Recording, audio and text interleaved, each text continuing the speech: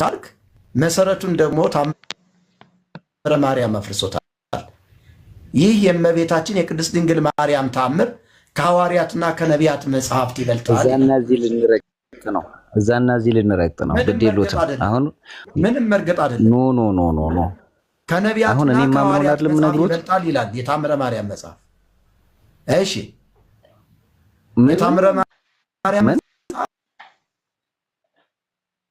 ከሐዋርያትና ከነቢያት መሰረት ይበልጣል ይላል።